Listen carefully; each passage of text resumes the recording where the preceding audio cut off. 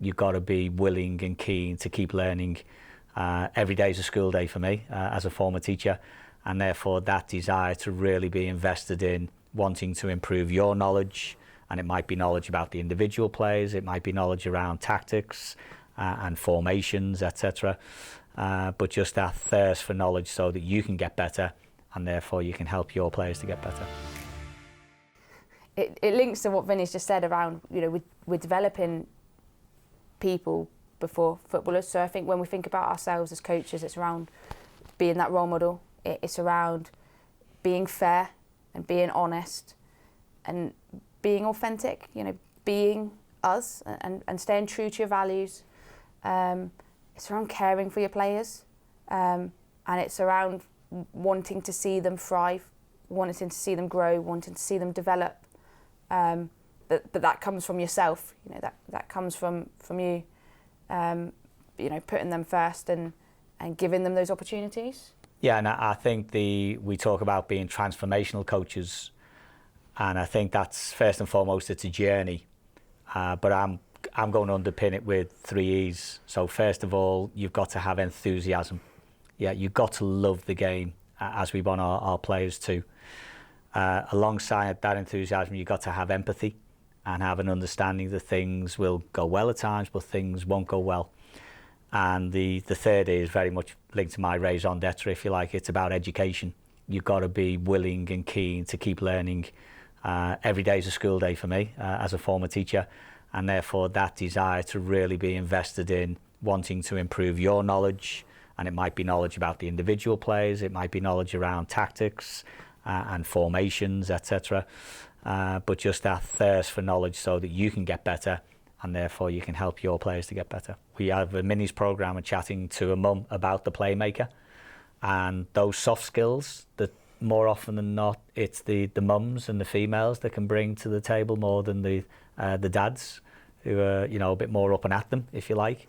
And I think it's that reassurance that being a good coach is about those soft skills. And again, if we link it to the four corner development around the social and the psychological side, as much as it is around the technical and the tactical and the physical. And I think the growth of the women's and girls game is just wonderful to see, isn't it? And it's because those colleagues of ours, whether they're grassroots or working further up the food chain, they bring those really, really important personal skills to the table. Yeah, absolutely. We talk all the time with a lot of the coaches that I work with around the technical skills, or not understanding the game well enough, but actually that's the bit that actually we can pick up all the time. And like Vinny said, I learn all the time. Every time I go out to support a coach, I'm stealing their ideas, because that's football. We always want to better ourselves. We always want different ideas. We want to learn and develop. Like I say, if you can welcome somebody to your session, if you can make them feel safe, if you can make that environment the place where they want to keep coming back to, then they're going to develop as footballers as the knowledge grows. And the game's evolved all the time, and the game continues to evolve. So just because somebody might have played football 20 or 30 years ago, that doesn't necessarily mean that they have more football knowledge than somebody who's joining coaching, now. So I think, like I say, it's the people skills, it's the personal skills, and the football knowledge continues to grow and develop all the time. I'm thinking a Maya Angelou quote about how it's not what people say, it's not what people do, it's how people make you feel. And I think, to me, that's the crucial thing, isn't it? I think as coaches, if we cross paths with any of the youngsters or players that we've worked with 10 years on, we'd hope that in the street they'd actually want to say, "Hi, how you doing?" Rather than walk straight by. So it's again, it's that emotional connection of how you've made them feel, rather than how you've helped them to develop their dribbling skills. And there's another one, isn't there, around people don't care about how much it's people want to know how much you care.